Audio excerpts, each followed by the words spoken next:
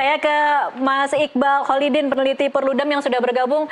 Mas Iqbal, mungkin bisa dijabarkan analisa Anda atau dari Perludem, kira-kira dengan putusan MK hari ini yang membolehkan partai politik maju tanpa harus 25%, kira-kira 20% maksud saya, kira-kira akan seperti apa kemudian konstelasi politik yang berubah dari apa yang kita saksikan hari ini? Oke, baik. Semoga suara saya bisa aman terdengar ya. Pertama, tentu bagi sebagian besar orang ini menjadi salah satu hal yang mengembirakan tentunya, Mbak.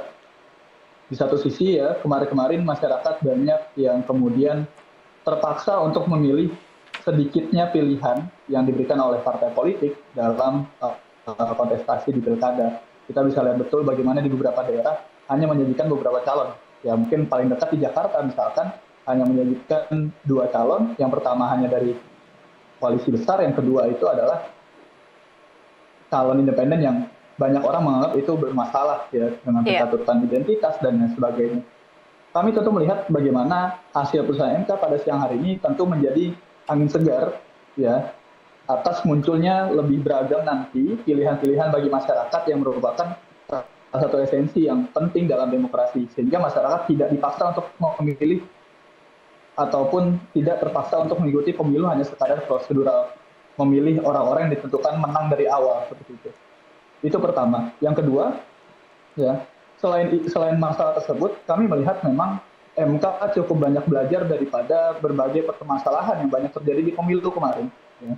Kita bisa melihat ketika di pemilu kemarin, MK ya tadi sempat disebutkan juga beberapa catatannya, bahkan sampai konsekuensinya adalah menimbulkan pemilu ulang, dan bisa saja itu menjadi salah satu pandangan yang kemudian dipakai MK untuk memberikan putusan yang sedikit banyak cukup teknis ya dalam masa rentang waktu pendaftaran yang sangat singkat ini, tersisa 7 hari. Jadi kami pikir di poin yang ketiga adalah titik krusial KPU sebagai penyelenggara harus mampu menerjemahkan ini secara cepat. Yang pertama, yang kedua adalah merevisi sekaligus mensosialisasikan peraturan yang baru.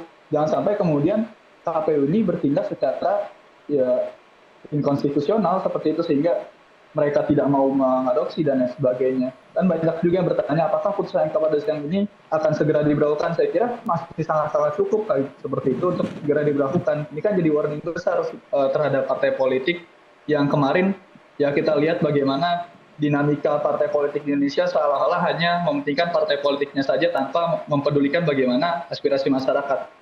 Kenapa kemudian pilkada Jakarta selalu menjadi contoh? Karena kita melihat tokoh-tokoh yang kemudian memiliki elektabilitas yang tinggi ya, mereka justru kan kemarin-kemarin terbatas untuk dicalonkan seperti itu. Padahal mereka masih punya hak untuk mencalonkan kembali karena rata-rata dari mereka adalah orang yang baru menjabat selama 1 periode.